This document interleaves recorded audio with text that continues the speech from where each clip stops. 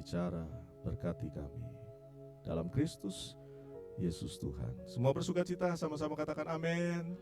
Kasih tos dulu dong kanan kiri, saudara. Katakan Happy Sunday.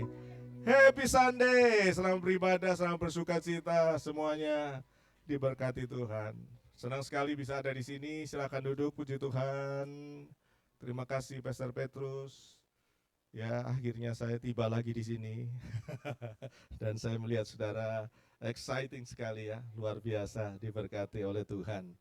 Hari-hari yang buruk, tapi kita percaya yang menyertai kita Tuhan yang baik. Dan hari-hari yang buruk ini Tuhan akan tolong kita, sehingga kita lihat hari-hari yang buruk itu ada di belakang kita. Setuju katakan amin? Siapa yang pernah ditolong Tuhan? Pernah ditolong Tuhan? Ada yang pernah stagnan, pernah mengalami keadaan yang wah sudah hopeless, sudah nggak mungkin bisa maju, udah mentok. Siapa yang pernah mengalami keadaan itu? Ya pernah ya, alami ya. Tapi toh bisa maju sampai sekarang ya, bisa sampai hari ini kan. Tuhan Yesus luar biasa. Ayo kita berikan tepuk tangan dong. Wow, saya ketemu dengan dari Lampung ini. Kemarin saya ada di Lampung dan mereka ternyata nyusul sampai di sini. Katanya cuma mau jalan-jalan. Oh jalan-jalan sampai ke Jakarta loh saudara. Puji Tuhan. Ya selamat beribadah semuanya. Bersuka cita dalam hadirat Tuhan. Tepuk tangan buat tim musik, buat SOT, buat semua yang melayani Tuhan hari ini. Ya. Bulan September ini kita belajar tentang satu tema, Yahweh Elohim Bapa kita itu yang memberikan pertolongan dalam pergumulan. Coba lihat dulu sebelah kanan kiri saudara. Wajahnya itu penuh dengan pergumulan atau penuh dengan pertolongan? Coba lihat dulu sebelah kanan kiri saudara. Lihat dulu dong. Ya yang di rumah, saya percaya yang di rumah juga ya. Kalau yang di tempat ini saya penuh dengan sukacita, yang di rumah juga yang mengikuti di TikTok ya, di ibadah online ini kami percaya juga alami sukacita. Coba lihat lagi sebelah, coba toleh lagi. Kalau lihat suamimu, lihat wajah istrimu, ya kulihat di wajahmu apa? Iya, kemuliaan Tuhan, kemuliaan Raja. Jangan kebanyakan utang kan gitu. Lihat kemuliaan wajah. Ya, ya memang hari-hari ini adalah hari-hari yang sulit ya, khususnya buat Indonesia. Barusan diganti Menteri Keuangannya, ya kan, dan dicoba bagaimana untuk bisa menolong. Ya, saya nggak perlu dikasih tahu, tapi saya tahu persoalan saudara nggak jauh dari situ juga. Ya, kita akan belajar sama-sama a hard season, musim yang sulit. Nah, musim yang sulit ini bagaimana saudara dan saya menyikapi musim yang sulit. Karena selama kita hidup, kita akan berhadapan dengan yang namanya kesulitan. Waktu kecil pun kita belajar dengan yang namanya sekolah. Betul ya?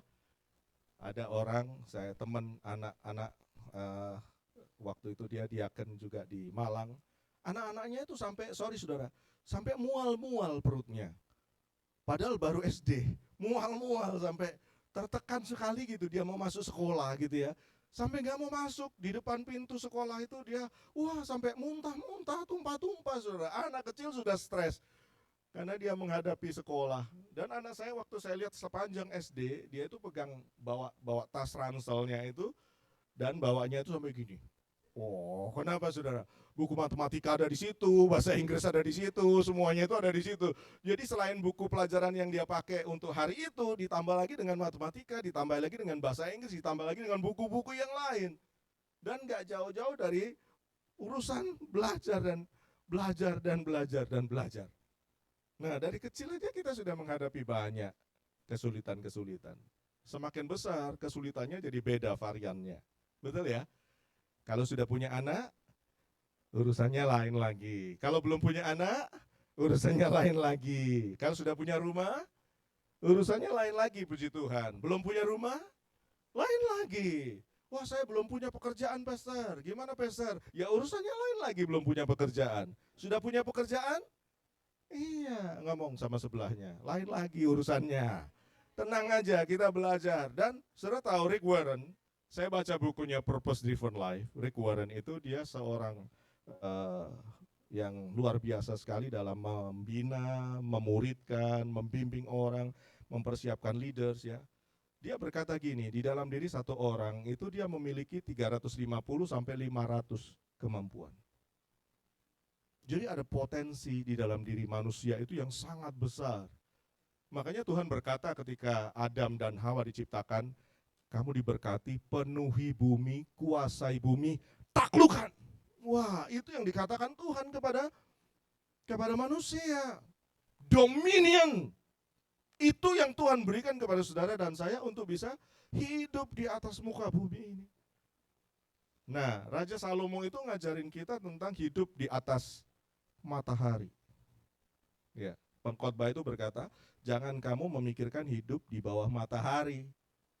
Hidup di bawah matahari ya di atas bumi ini. Ingatlah bahwa kita nanti akan hidup di atas matahari. Setuju, katakan amin. Kita akan hidup selama-lamanya di surga dengan Tuhan. Nah, sekarang bagaimana saudara hidup di bawah matahari bersama dengan Tuhan? Karena nanti kita akan hidup dengan Tuhan selama-lamanya. Kalau saudara nggak pernah kenal Tuhan yang menyertai saudara di bumi, bagaimana saudara bisa hidup dengan Tuhan yang akan bersama dengan saudara selama-lamanya? Betul nggak? Kalau saya ini bermusuhan dengan Pak Irwin, sorry saya turun ya. Saya suka turun-turun, saudara. Jadi saudara yang duduk di belakang pasti saya akan datang ke belakang. Ya, kalau nonton bioskop di belakang nggak apa-apa gitu kan. Tapi kalau ke gereja duduk paling depan. Kalau perlu duduk di depan sini, saudara. Wah, ya kan? Kalau saya ini bermusuhan dengan Pastor Erwin Sinaga ini, saya udah kenal lama di Jambi. Kita makan durian berapa butir. Bawa durian ke rumahnya dan kita makan, kita main PS. Wah, tahun berapa itu ya? Iya, 2007, saudara. 18 tahun yang lalu ketemu dengan beliau ini. Kalau saya bermusuhan dengan Pak Erwin ya, gimana saya bisa, halo, apa kabar? Ya kan? Kan nggak mungkin, apalagi duduk jejeran, sebelah-sebelahan, nggak mungkin. Betul nggak? Nggak mungkin, mesti selesai dulu dong relationnya. Selesai dulu. Christianity is about relationship. Bukan tentang religion, bukan tentang agama. Jadi bagaimana saudara bisa hidup dengan Tuhan, bagaimana saudara bisa ngalami Tuhan, bagaimana saudara bisa jalan dengan Tuhan, ngertiin Tuhan selama saudara hidup di bumi. Jangan pernah curiga sama Tuhan. Setuju, katakan amin. Jangan pernah curiga sama Tuhan. Karena dia yang lebih ngerti, kita yang banyak nggak ngerti. Katakan sama-sama, saya banyak nggak ngerti. Tuhan Yesus banyak ngertinya. Tuhan Yesus akan tolong saya. Ngomong sama sebelah saudara, Tuhan Yesus akan tolong kamu. Nah, saya ingat dengan satu kalimat ini, saudara. Coba baca deh, Roma 8, ayat 26 sampai 28. Gimana saudara bisa survive di atas muka bumi? Gereja itu kan lagi viral nih, rame-rame nih. Mau apa? Bulan September ini, tanggal 23 nanti. Iya, katanya mau ada. Itu segala macam. Saudara percaya nggak itu? Rapture-nya percaya nggak? Waktunya nggak tahu ya kita ya, nggak tahu. Nanti kalau rapture ya udah rapture gitu aja. Kalau nggak ya udah gitu aja kan, nggak usah ini. Tapi kita mau belajar ini karena yang memelihara gereja itu adalah Holy Spirit, Ruach HaKodes ini yang memelihara gereja. Kalau Roh Kudus masih ada di bumi, ya kita masih di bumi. Church masih ada di bumi, kita akan ada di bumi. Tapi kalau Roh Kudus sudah terangkat, ya udah kita ikut gitu sama Roh Kudus. Jadi selama kita ada di bumi, saudara, bersahabatlah sama Roh Kudus. Katakan amin. Karena dia itu penolong, saudara. Suamimu, istrimu bisa tolong, tapi sangat-sangat terbatas. Orang tuamu, anakmu bisa tolong. Siapapun manusia bisa tolong, tapi terbatas. Tapi Roh Kudus dia akan tolong, saudara. Dan kuasanya nggak terbatas. Karena dia adalah Tuhan, dia adalah Yesus yang kuasanya sama, cuma dia tinggal di dalam kita. Kalau Yesus tinggal di dalam dirinya, manusia Yesus cuma satu aja. Tetapi Roh Kudus dia tinggal di dalam kehidupan saudara. Jadi dia penolong dan dia pasti akan tolong saudara. Katakan amin. Coba lihat, baca sama-sama ayat ini, Roma 8 ayat 26 sampai 28. Setelah itu saya akan masuk dalam PowerPoint saya. 1, 2, 3, demikianlah juga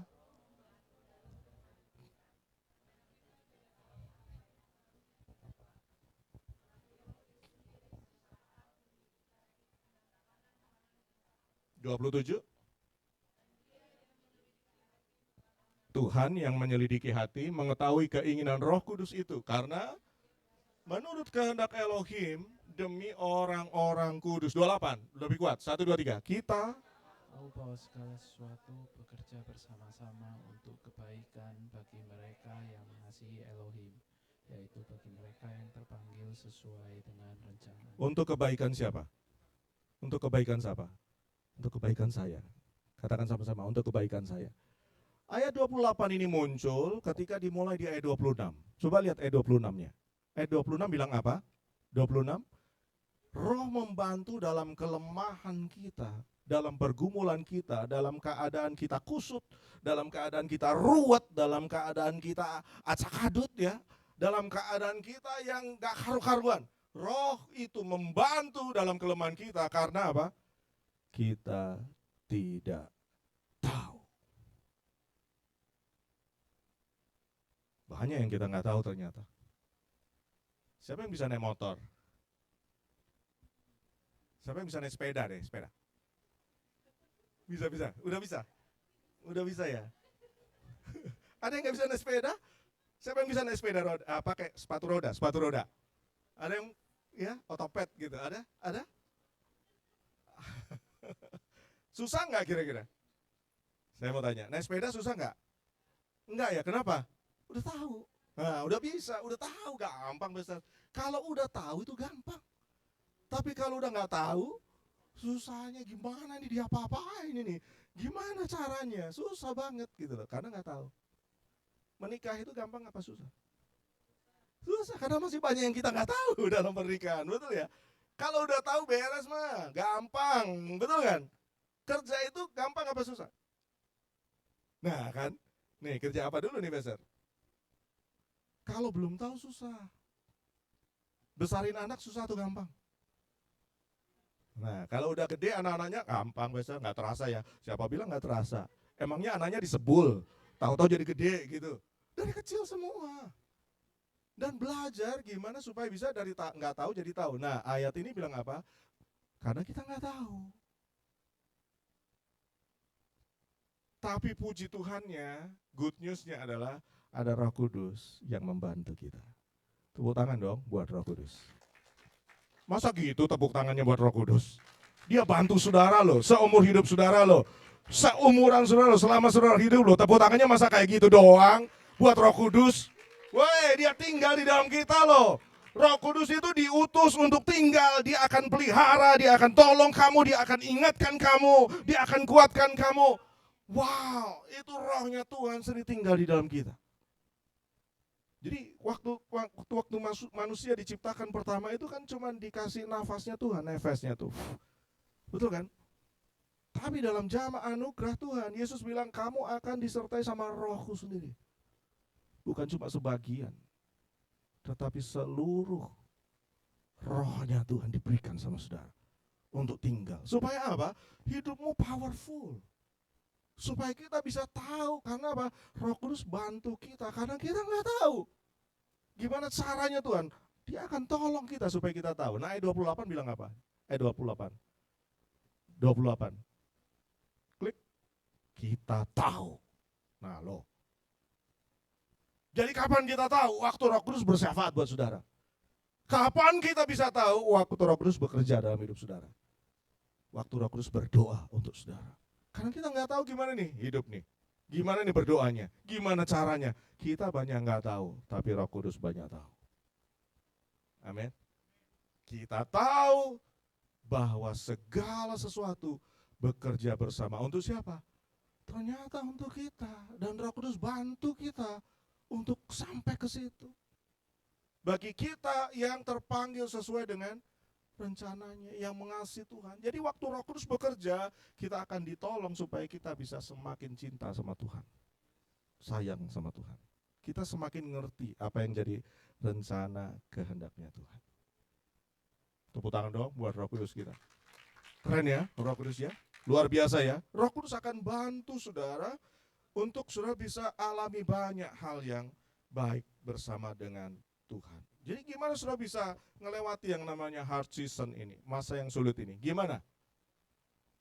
Roh Kudus intervensi dalam kehidupan saudara. Katakan amin. Buka tangan saudara, tutup mata saudara, tengadahkan wajah saudara. Roh Kudus banyak bekerja dalam hidupku. Kerjakan rencana Bapa dalam hidupku. Intervensi hidupku. Biarlah aku hidup sinkron, seirama, selaras, sesuai tepat dengan kehendak Bapa. Setuju katakan? Amin. Roh Kudus akan mengerjakan banyak hal yang hebat dalam hidup saudara. Nah, ayat 28 ini bicara tentang continually. Dia akan terus-menerus bekerja supaya kita sampai kita ngerti, sampai kita ngerti, sampai kita ngerti, sampai kita cinta, sampai kita cinta. Karena kita nggak bisa cinta Tuhan. Tuhan cintanya nggak pernah berubah. Tapi kalau saudara bisa cinta Tuhan, karena ada Tuhan yang mencintai saudara. Karena ada Roh Kudus yang menolong saudara untuk cinta Tuhan. Coba kita lihat sama-sama, ada ayat yang bagus di dalam Roma pasal yang ke-8. Roma pasal yang ke-5. PowerPoint saya dibuka. Roma pasal yang ke-5 ayat yang ke-8. Coba lihat ini. Tuhan mendemonstrasikan kasih-Nya kepada kita, yaitu bahwa Kristus mati bagi kita saat kita masih berdosa. Ada yang janggal nggak dengan ayat ini? Ada yang aneh nggak? Ada yang aneh nggak dengan ayat ini? Christ died for us while we were still sinners. This demonstrates God's love for us. Jadi waktu kita masih sinner, waktu kita masih disebut sebagai pendosa, belum cari Tuhan, belum berdoa, belum beribadah, belum menyembah Tuhan, belum percaya sama Tuhan. Belum mau tahu sama Tuhan. We still sinner. Disebut sebagai pendosa, rebels, orang-orang yang memberontak sama Tuhan. Nggak mau ikut Tuhan. Tapi Tuhan kasih yang namanya His love. This demonstrates. Tuhan mendemonstrasikan apa? Kasih-Nya. Saudara tahu kasih-Nya Tuhan ini apa? Power. Power to obey. Dari sinner dirubah sama Tuhan, dicintai Tuhan, dikasih Tuhan, sehingga apa? Dipenuhi dengan power, kuasa untuk apa? Obey, taat sama Tuhan. Yang suka berontak, yang suka berdosa, yang suka nggak mau tahu, yang semau-maunya sendiri, yang ugal-ugalan, dikasih cintanya Tuhan, kuasa untuk taat. Saudara sedang diganti nih, sedang mengalami sebuah transformasi dalam kehidupan saudara. Lewat apa? Lewat demonstrasi kasih-Nya Tuhan. Siapa yang dicintai Tuhan? Benar. Masih cemberut gitu dikasih Tuhan. Coba lihat ngomongnya. Nah, ngomong sama sebelahnya. Saya dikasih Tuhan. Senyum dong, ketawa dong. Iya, orang yang dikasih Tuhan itu cemberut, sukacita gitu loh. Katakan amin. Bedanya kita dengan orang yang lain yang gak percaya adalah kemuliaan Tuhan di dalam hidup saudara. Ya, kemuliaan Tuhan. Bukan sama-sama, meskipun sama-sama bergumul, tapi kemuliaan Tuhan itu, power itu inside out, saudara. Roh Kudus itu taruh di dalam saudara supaya dia keluar. Dan kuasa ini gak tergantikan, ini kuasa yang hebat di dalam diri saudara dan memancar keluar dalam hidup saudara. Bukan cuma kelihatan di wajah saudara, tapi dia berkuasa merubah seluruh kehidupan saudara, mentransformasi kehidupan saudara. Nah, gimana caranya Tuhan itu mendemonstrasikan kasih-Nya dari orang yang memberontak, dari pendosa, kemudian jadi orang yang disebut sebagai lover, God lover, kekasihnya Tuhan, dicintai Tuhan, dan kasihnya Tuhan gak pernah berhenti dalam hidup saudara. Saudara percaya itu ya? Kasihnya Tuhan gak pernah berubah, gak pernah berhenti dari generasi ke generasi. Anakmu dicintai, cucumu dicintai, terus Tuhan mencintai kehidupan saudara dari kekal sampai kekal.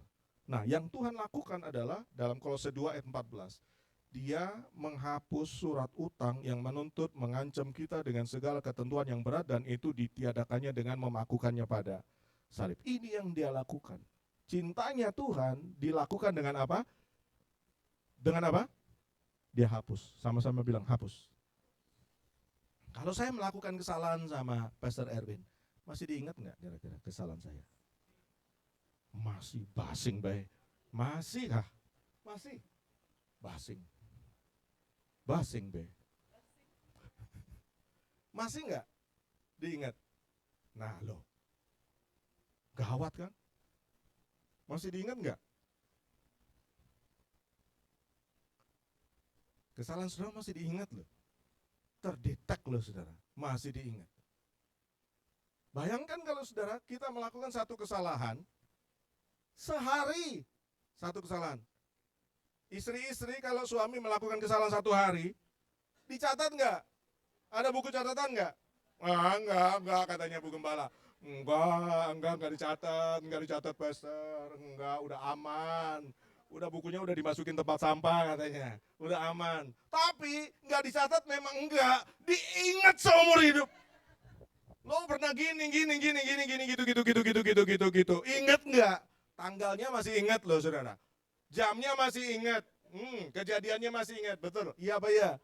Siapa korban di sini dan siapa pelaku di sini? Bayangin saudara, kalau saudara melakukan satu kesalahan dan itu dicatat. Lalu kemudian disodorin sama saudara, sorry ya saya pinjam. Disodorin sama saudara, nih kesalahan lo. Bayar. Satu kesalahan, satu hari. Setahun, berapa kesalahan?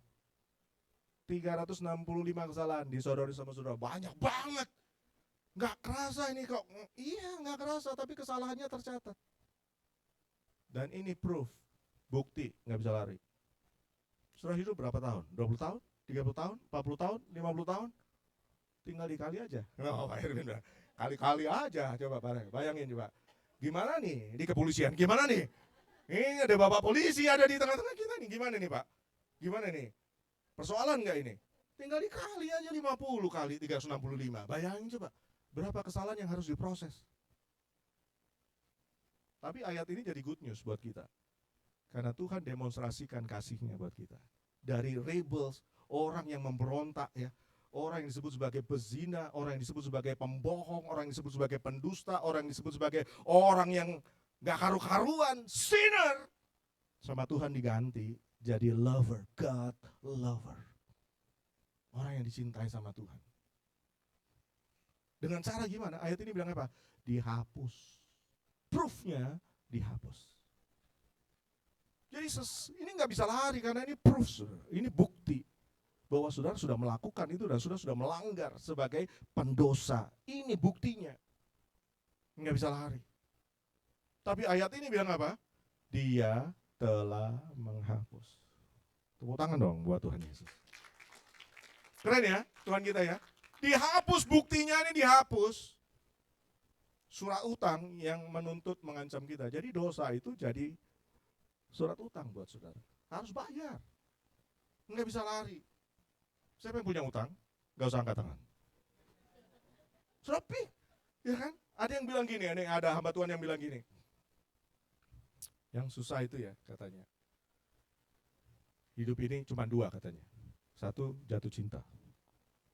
Betul kan? Jatuh cinta tuh jadi berubah-berubah gitu. Merah jadi biru, biru jadi ungu, ungu jadi kuning.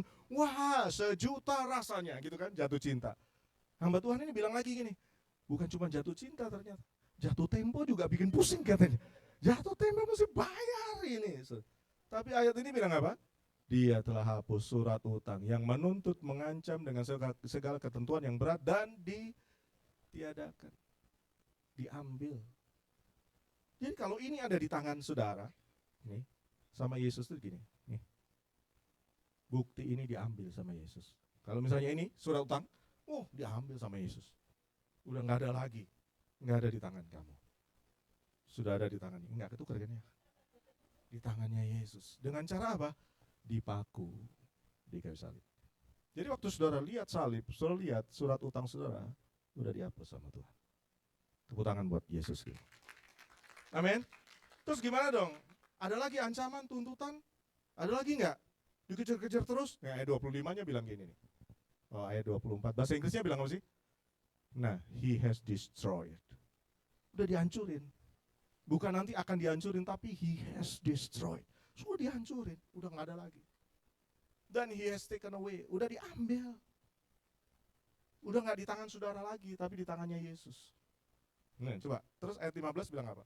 Ayat 15 bilang gini, dia telah melucuti penguasa. Jadi yang menuntut, yang mengancam, yang memberatkan hidup saudara, ini yang namanya penguasa-penguasa dan kuasa-kuasa itu telah dilucuti dan mereka dijadikan tontonan umum dalam kemenangannya Yesus. Jadi musuh itu sudah dikalahkan 2000 tahun yang lalu. Katakan sama-sama, udah dikalahkan 2000 tahun yang lalu. 1, 2, 3. Udah kalah musuhnya 2000 tahun yang lalu. Setuju, katakan amin ya. Sudah kalah, udah gak ada nih musuhnya. Penguasanya udah gak ada, kuasanya gak ada. Jadi yang mengintimidasi saudara sudah gak ada. Udah diselesaikan sama Yesus 2000 tahun yang lalu. Cuman masalahnya, firman Tuhan sudah ngomong kayak gini, kebenarannya udah ngomong kayak gini, musuhnya jadi berubah. Musuhnya bukan dari luar lagi, tapi musuhnya ada di dalam pikiran saudara.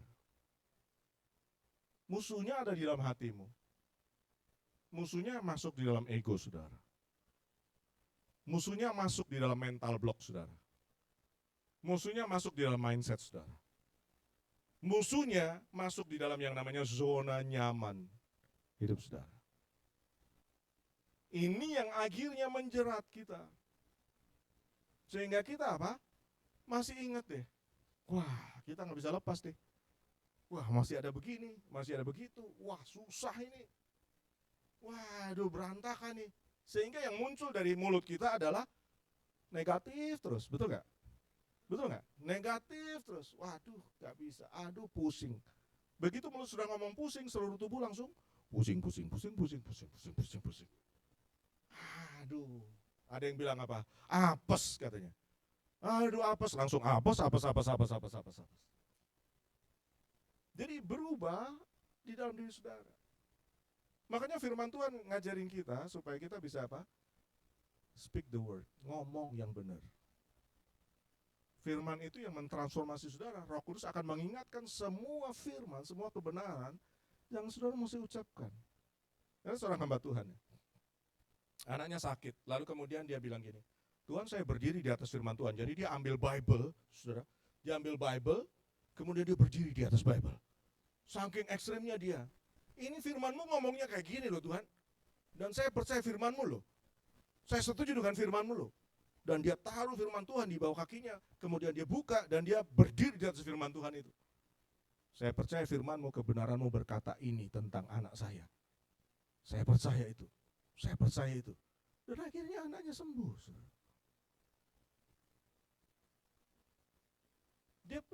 Dia mengalami transformasi ketika dia mengucapkan firman Tuhan. Kalau orang dunia, dia mengucapkan perkataan yang positif. Saya sukses, saya bisa, saya baik, saya diberkati, saya akan mengalami keberuntungan. Orang dunia ngomong kayak gitu. Saudara dan saya harus ada di level yang lebih tinggi dari mereka dong. Setuju ya? Kita mengucapkan firman Tuhan. Elohimku akan memenuhi segala keperluanku menurut kekayaan kemuliaan dalam Kristus Yesus. Yahweh adalah gembalaku, aku tidak akan kekurangan sesuatu yang baik. Segala perkara dapat aku tanggung di dalam Kristus yang memberikan kekuatan kepadaku. Jadi perkataan kita ditransformasi. Bukan hanya tentang apa? Bukan hanya tentang yang baik, tetapi kita mengucapkan firman Tuhan. Nah, pergumulan kita seringkali adalah ini. Dari wajah saudara saya sudah bisa menerawang kira-kira. Pergumulan saudara nggak jauh dari UUD. Nah, saya mau sampaikan tentang ini, financial freedom. Ternyata di dalam Bible itu lebih dari berapa? 1000 kata. 2350 ayat Bible tentang money dan cara menanganinya. Jadi seringkali kalau Tuhan berkati, hatinya geser. Hatinya berubah nih. Makanya Yesus itu membandingkan dirinya dengan Mamon. Dia bandingkan dirinya dengan Mamon. Karena semua orang akan menyembah sesuatu. Saudara bisa menyembah pekerjaan saudara, saudara bisa menyembah seseorang, saudara bisa menyembah jabatan saudara, saudara bisa menyembah uang saudara, saudara bisa menyembah apapun. Nah, kenapa kita berdoa dan Roh Kudus ajar kita berdoa supaya kita tahu the priority, siapa yang jadi prioritas dalam hidup kita. Bukan yang lain, bukan uang, bukan keluarga, bukan pelayanan, bukan pekerjaan. Prioritas kita adalah Tuhan, Yesus. Itu yang jadi prioritas kita. Nah, gimana kita menanganinya? Yesus nggak alergi dengan uang, saudara. Dia nggak butuh uang kita. Kita yang butuh uang dia. Karena kita hidup di bumi. Betul nggak? Kita yang butuh emas, betul ya? Surga, emasnya, jadi jalan. Dan surga digambarkan dengan batu permata, segala macam, semua yang berkilauan, yang dibutuhkan oleh manusia. Tapi masalahnya kalau ini diberikan sama saudara, sampai ada orang yang berdoa gini, Tuhan, Tuhan, kasih dong sedikit kerikilnya surga katanya. Kasih dong, miskin banget di bumi ini. Nggak punya apa-apa ini, kasih dong kerikilnya surga katanya. Supaya bisa dia dapat. Kenapa? Dia tahu di surga itu jalannya dari emas. Nah gimana, saudara? Masalahnya adalah ini loh, musuh itu seringkali menjerat saudara dari dalam. Karena musuh yang sesungguhnya itu sudah dikalahkan 2000 tahun yang lalu. Tapi berubah di dalam kehidupan saudara ketika apa? Dikasih duit. 2 digit aja udah mulai belagu. 3 digit apalagi, kakinya udah kemana-mana kan gitu. Wah saudara, kepalanya udah kemana-mana. Pak, nggak pernah noleh gini saudara. Halo Pak, gimana gitu. Kepalanya udah lain, gayanya udah lain, hatinya udah lain. Nah sekarang masalahnya firman Tuhan banyak ngajarin kita bagaimana kita menangani itu. Kalau kamu dipercaya dengan hal yang kecil, kamu juga akan siap dengan hal yang besar. Setuju, katakan amin. Kalau kamu ngerti tentang sebuah tanggung jawab yang kecil, yang sederhana, maka Tuhan akan percayakan tanggung jawab yang besar. Kalau kamu bisa dipercaya dalam hal talenta ini, maka kamu disiapkan dengan satu kota. Dan kamu bisa berkuasa atas kota itu. Itu yang Tuhan ajarin. Tapi belum apa-apa, udah geser-geser hati kita. Betul gak? Wah, ada orang kaya nih, nempel terus kayak perangko. Kenapa kok sama dia terus? Supaya kecipratan katanya. Terus nempel terus, udah gak nempel sama Tuhan. Nah kan hatinya udah geser. Betul kan? Hatinya udah geser. Nah gimana sudah bisa menangani ini? Seringkali kita ini kalau dibilang fragile, hati kita ini fragile. Makanya dibilang jagalah, peliharalah hatimu, konsisten. Diligently itu artinya terus menerus. Jangan on off, iya enggak. Karena itu yang mesti dijaga, saudara. Seringkali geser-geser, coba ngomong sama sebelahnya. Hatinya jangan geser-geser ya. Betul kan? Diberkati 10 juta, matanya ke 10 juta terus. Diberkati dengan 50 juta, matanya ke 50 juta terus. Udah lupa Tuhan. Udah lupa pelayanan. Ini hatinya udah geser ini ke yang lain. Makanya saya bilang, semua orang akan menyembah sesuatu. Kalau Tuhan sudah bukan prioritas saudara, maka saudara sedang bergeser. Udah menjadikan yang lain jadi prioritas saudara. Saya pernah, anak saya itu ngomong gini, Papi, Caca mau, udah habis jamnya saya. Padahal saya belum masuk poin. Anak saya bilang gini, Papi, Caca mau kuliah di Australia. Saya bilang sama dia, gak salah nih anak ini. Saya sama istri saya, gak salah nih dia nih. Tanya aja, ditanya, kamu gak salah mau minta ke Australia? Istri saya ngomong, kamu gak salah minta ke Australia. Papimu full timer, papimu hamba Tuhan, gak punya pabrik. Papimu gak punya pabrik, pastor hamba Tuhan, gak salah kamu minta. Gak apa-apa. Dan dia ngomong gini, kan masih ada Tuhan Yesus. Ada Tuhan Yesus. 2020 0101 dia landing di Australia. Dan sebentar lagi dia graduation. Udah 5 tahun lebih. Karena ada Tuhan Yesus. Ngomong sama sebelahnya, karena ada Tuhan Yesus. Kamu tahu papimu gak punya duit banyak? Tahu, kan Tuhan Yesus punya duit banyak. Saya belajar sama anak saya. Bukan karena dia anaknya pastor, tapi saya lihat dia percaya Tuhan, dia berdoa, dia andalkan Tuhan. Wah, mimpinya begini, begitu. Wah, saya bilang, thanks God, terima kasih Tuhan buat anak ini. Anak yang satu beda 1 tahun sama dia. Dan kemudian dia bilang gini, "Papi, aku mau ambil kuliah hukum ya." "Di mana?" "Surabaya." "Universitas Surabaya." "Universitas Surabaya." "Iya." "Ubaya." "Wah, universitas banyak biaya."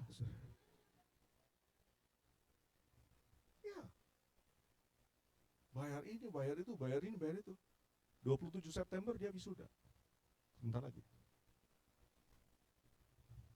Pertanyaannya gini, berapa duit yang mesti dikeluarin buat mereka? Ada Yesus, tenang aja dong. Ngomong sama sebelahnya, ada Tuhan Yesus, tenang aja. Amin. Amin. Saya belum masuk poin loh. Kita buka ibadah kedua deh sore nanti. Belajar dari 5 menit ya. 5 menit, setelah itu saya berhenti. Belajar yang pertama, dari siapa? Dari ini, Ishak. Kalau dibilang Ishak ini ngalami masa sulit nggak? Sulit banget. Coba dibaca ayatnya. Di Kejadian 26. Terjadilah kelaparan di negeri itu, kelaparan seperti yang pernah terjadi pada masa Abraham. Lalu Ishak pergi kemana? Abimelek, raja Filistin di Gerar. Jadi mestinya dia pergi ke Mesir. Tapi dia doa, Tuhan ke Mesir nggak ya? Tuhan bilang nggak usah, pergi aja ke Gerar. Di Gerar ketemu sama siapa? Nggak kenal sama siapa-siapa. Ketemulah sama Abimelek. Jadi banyak kesulitan-kesulitan yang harus dihadapi. Terus gimana dong? Ngapain ketemu sama Abimelek? Nah, ternyata kita bisa tahu di ayat 12. Kenapa dia harus ketemu sama Raja Gerar? Karena Gerar ini baik negerinya. Tidak sedang mengalami kesulitan, kelaparan. Dia sedang mengalami kelaparan, tapi dia ketemu sama Raja Gerar. Dalam masa sulit ini, dengar baik saudara, saudara akan dipertemukan sama Tuhan dengan orang-orang yang tepat. Dan itu jadi alatnya Tuhan untuk bantu saudara. Engkau akan dibantu sama orang-orang ini. Dan Ishak menabur, dia nggak punya benih kan? Kelaparan, kesusahan, kekeringan. Kalau sudah kekeringan, benar-benar kering. Nggak ada income yang masuk, udah nggak ada yang bisa diharapkan, benar-benar kering. Tapi akhirnya apa? Dia nabur. Nah, kok hilang tuh? Ganti. Kejadian 26 ayat 12. Iya, Ishak nabur di tanah itu dan dalam tahun itu juga dia mendapat apa? Hasil 100 kali lipat sebab ya. Siapa yang percaya Yahweh berkati saudara? Katakan Yahweh berkati saya. Taruh di atas kepala saudara. Saya diberkati, keuanganku diberkati, pekerjaanku diberkati, keluargaku diberkati, anak-anakku diberkati, masa depanku diberkati, kesehatanku diberkati, aku memuliakan Tuhan, aku jadi berkat. Tepuk tangan buat Yahweh Elohim kita. Dan orang itu, Ishak menjadi kaya, terus bertambah kaya dan menjadi sangat kaya. Kenapa? Nabur. Dia nggak nunggu jadi kaya, baru dia nabur. Justru dia nabur pada masa kering. Buktikan. Pada saat belum ada sesuatu yang baik, ambil kesempatan, Tuhan aku mau nabur. Kasih saya caranya supaya saya bisa nabur. Kasih benihnya supaya saya bisa nabur. Tuhan bisa tolong kita. Setuju katakan amin. Siap menabur? Siap nabur? Siap nabur? Siap nabur? Siap nabur? Siap nabur? Yang kedua, simpan. Kapan disimpan? Jadi satu kali Firaun itu, dia mimpi, Firaun itu mimpi, ada lembu yang badannya bagus. Kemudian lembu yang badannya bagus ini dimakan sama lembu yang badannya kurus. Tapi badannya kurus ini nggak jadi gemuk. Wah, apa artinya? Lalu kemudian dipanggillah Yusuf. Yusuf masih dalam penjara, kemudian dipanggil. Ini maksudnya apa? Yusuf berdoa dan dia tanya, dia cerita. Oh ternyata lembu yang tambun-tambun, yang gemuk-gemuk itu adalah masa-masa subur, masa kelimpahan. Nah, lembu-lembu yang kurus itu masa-masa kekeringan, masa-masa kesusahan, kekurangan. Terus yang kering ini makan yang lembu, yang gemuk, dan tetap kelihatan kering. Artinya apa? Kekurangan, kelimpahan, kelaparan itu benar-benar sesuatu yang mengerikan. Sampai nggak kelihatan lagi kelimpahan sebelumnya. So, gimana caranya? Nih ayatnya. Biarlah Firaun bertindak dan menempatkan apa? Penilik-penilik. atas negeri ini, dan mereka akan mengambil 20% dari hasil tanah Mesir selama 7 tahun masa kelimpahan itu. Jadi waktu saudara diberkati, sudah punya sesuatu meskipun gak banyak, simpan. Katakan sama-sama, simpan. 1, 2, 3. Simpan, 1, 2, 3. Sedikit gak apa-apa, simpan. Ada orang bilangin 1, 2, 3, 4. 1%, 2%, 3%, 4%. Kalau bisa simpan 1%, simpan 1%. Kalau bisa simpan 2%, simpan 2%. Kalau sudah bisa simpan 20%, lebih bagus. Simpan, paling tidak simpan 10%. Jangan dihambur-hamburin. Biasanya orang kan gitu, kalau udah dapat duit banyak apa? Belanja. Konsumtif. Habis itu apa? Nabung. Kalau ingat. Yang ketiga apa? Investasi. Kan kebalik, saudara. Mestinya yang pertama apa? Investasi dulu. Habis itu apa? Saving. Habis itu baru belanja.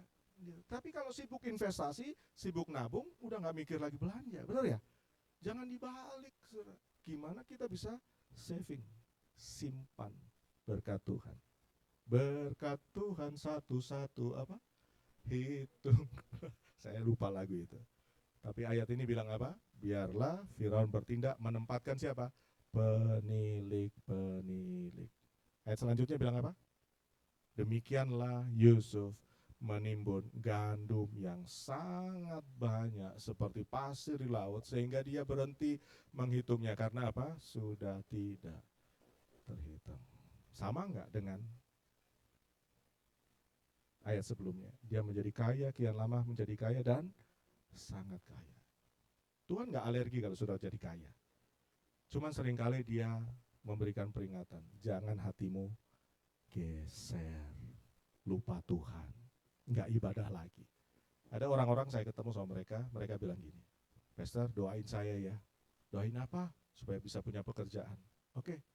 Nah sekarang kamu ngapain? Ya sekarang saya berdoa aja ke menara, datang ke gereja, doa gitu. Ya dilanjutin ya. Habis itu saya nggak lihat lagi dia. Nggak kelihatan lagi di gereja, nggak kelihatan lagi di ruang doa. Tiba-tiba ketemu, weh Pastor gimana kabarnya? Iya, saya udah dapat pekerjaan Pastor. Nah, kok nggak doa lagi? Kok nggak muncul di gereja? Sibuk Pastor, sibuk. Sebelum kerja, rajin banget. Begitu udah kerja, sibuk. Ada yang juga doa gini, Pastor doain ya supaya punya baby, punya anak. Kami udah lama, ya kan? Begitu sudah punya anak, dicari, mana nih orang ini, kemana nih?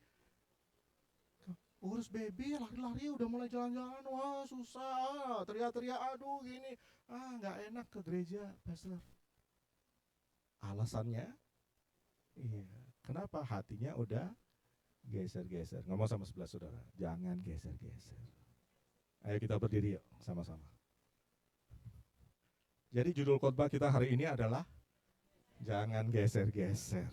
Sekali Yesus tetap Yesus. Sorry berkati Tuhan. Siapa yang berkati Tuhan? Siapa yang siap nabur? Siapa yang siap menyimpan? Ya. Biar di tangan saudara, benihnya Tuhan ya. Benih Tuhan ditaruh di tangan saudara, dan saudara menjadi orang yang dipercaya sama Tuhan. Tuhan percaya saudara, manusia juga percaya sama saudara. Ikuti doa saya, Tuhan Yesus, jadikan aku anak yang dipercaya.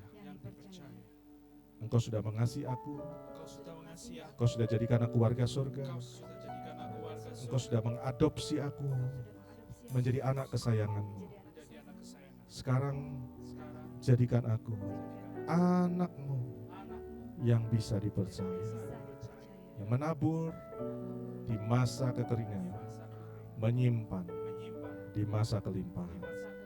Tuhan berkati apa yang aku kerjakan. Aku memuliakan Tuhan, jadi berkat buat orang-orang yang ada di sekelilingku.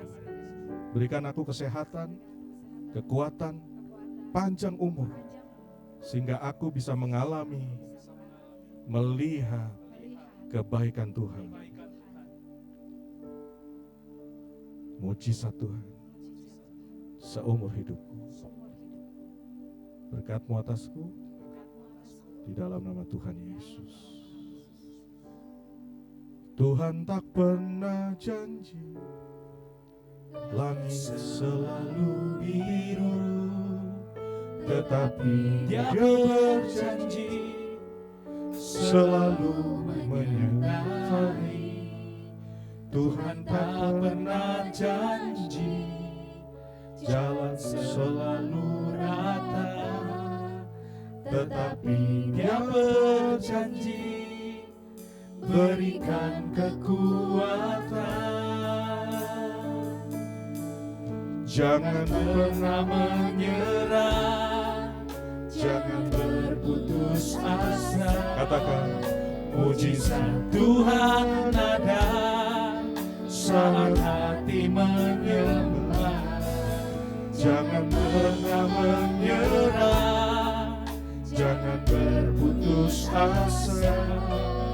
Mujizat Tuhan ada bagi yang setia dan percaya. Wanita saja naikkan pujian ini. Tuhan tak pernah janji. Tuhan tak pernah janji langit selalu biru, tetapi Dia berjanji selalu. Sekarang yang pria katakan, Tuhan tak pernah janji jalan selalu rata, tetapi Dia berjanji berikan kekuatan. Mari sama-sama angkat tanganmu, katakan, jangan pernah menyerah, jangan berputus asa. Mujizat Tuhan ada saat hati menyembah. Jangan pernah menyerah, jangan berputus asa. Mujizat Tuhan ada bagi yang setia dan percaya. Lagi, jangan pernah menyerah, jangan pernah menyerah, jangan berputus asa. Mujizat Tuhan ada saat hati menyembah. Jangan pernah menyerah, jangan berputus asa. Mujizat Tuhan ada bagi yang setia percaya. Mujizat Tuhan ada, mujizat Tuhan ada bagi yang setia dan percaya. Mujizat Tuhan ada bagi yang setia dan percaya. Berikan tepuk tangan terbaik buat Tuhan Yesus kita. Sekarang Tuhan, tiba saatnya kami untuk sekali lagi memberikan yang terbaik buat Engkau Yesus. Kami memberikan yang terbaik karena Engkau terlebih dahulu mengasihi kami. Dalam nama Tuhan Yesus kami siap untuk memberikan yang terbaik. Amin. Bapak Ibu dipersilakan duduk kembali. Kita akan menyaksikan YS News untuk minggu ini.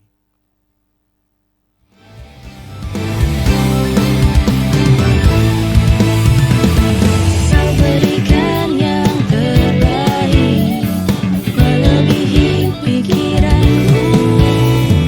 Kau sediakan segalanya dengan caramu, lebih dari segalanya. Berkat-Mu melimpah atas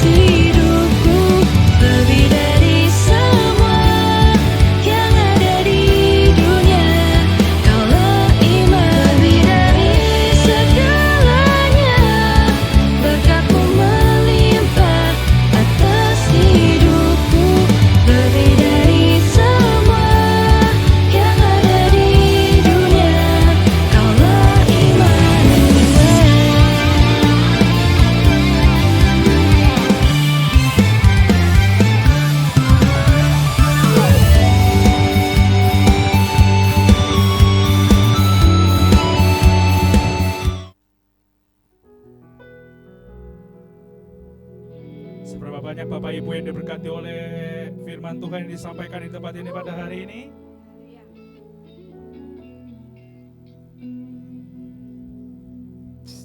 Yang diberkati berikan tepuk tangan bagi Tuhan kita. Haleluya. Terima kasih Pastor Vicky. Pastor Vicky ini hornya Jawa, Bali, Nusa ya Pastor ya. Jawa, Bali, Nusa plus Sumatera. Jadi kemarin sudah 1 bulan ya keliling Pastor. Belum pulang ke rumah ini. Sudah pulang ya. 1 bulan keliling ke Bandung, ke Jambi, Palembang, Lampung, baru hari ini ke Jakarta. Wah, melayani Tuhan bersemangat. Semua diberkati ya Bapak Ibu ya. Kira-kira kapan ya Pastor Vicky ada waktunya lagi sini ya? Yang mau Pastor Vicky cepat-cepat datang, tepuk tangan yang dahsyat. Oh berarti banyak yang mau Pastor, banyak yang diberkati. Ya terima kasih semuanya. Kemarin kita para pengurus sudah berfellowship untuk menentukan Natal kita. Jadi Natal kita YES Jakarta sudah ditentukan, jatuhnya hari Minggu jam 4 sore tanggal 14 Desember. Jadi 14 Desember supaya Bapak Ibu ditandai di kalendernya, baik di HP-nya, Natal YHS Jakarta.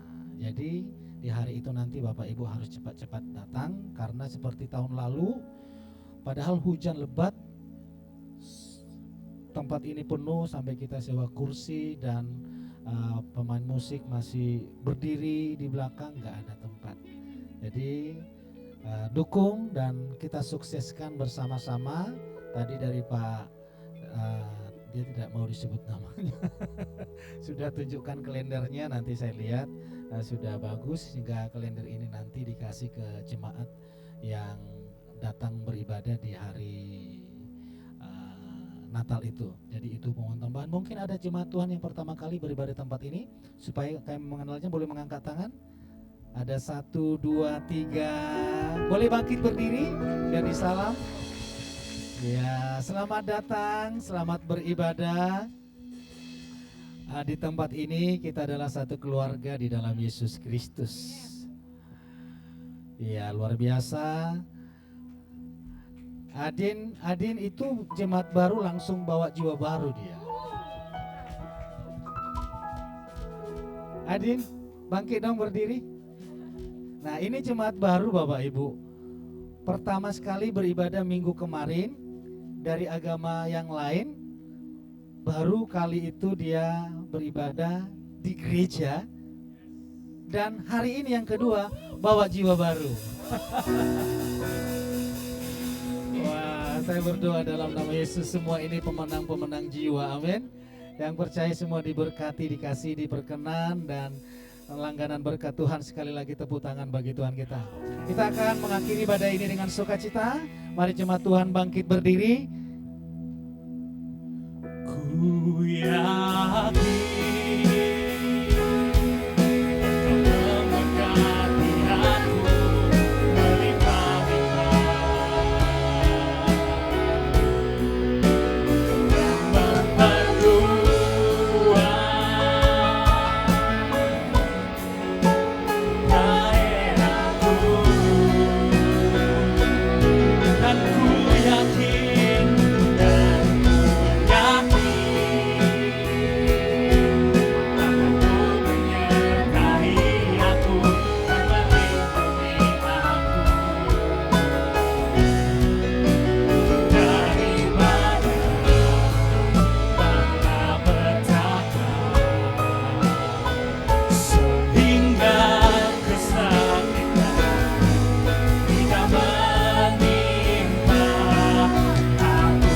penuh yakin, dengan penuh iman, sama-sama katakan. Ku yakin Kau memberkati aku berlimpah-limpah dan memperluas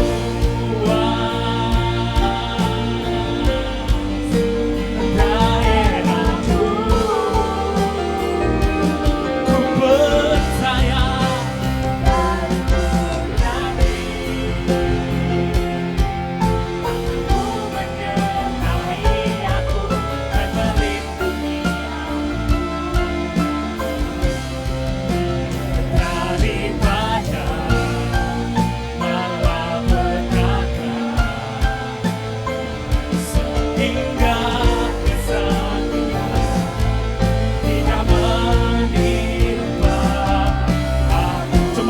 suara paling keras, sama-sama katakan ku yakin.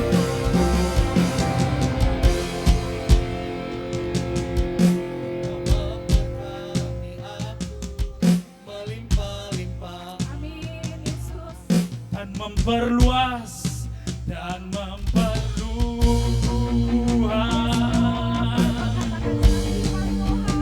daerahku, dan ku yakin,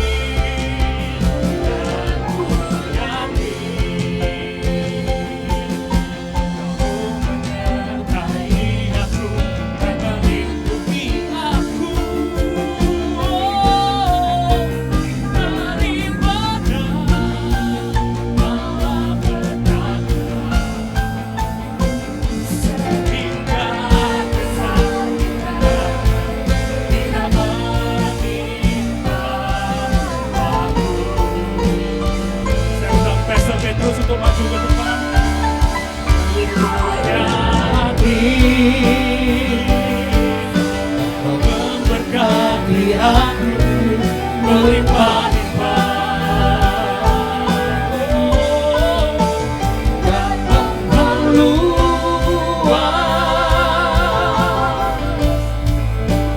daerahku.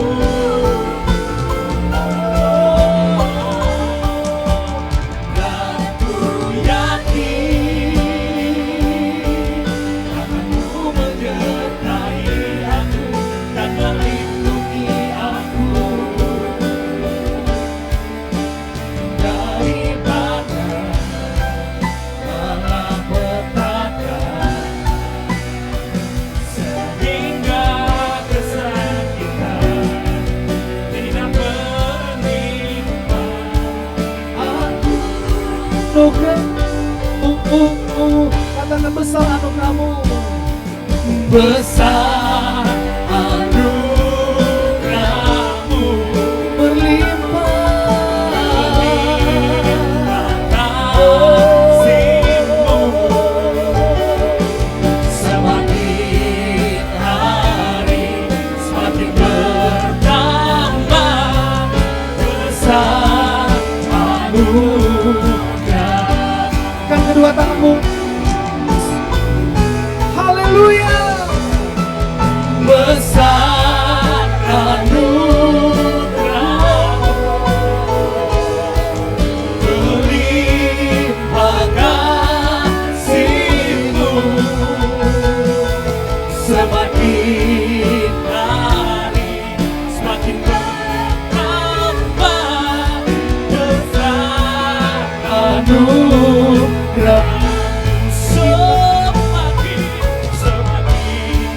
hari semakin bertambah. Besar anugerah, semakin hari semakin bertambah. Besar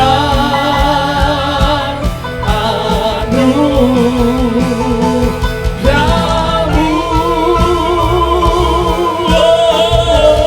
Sama-sama katakan.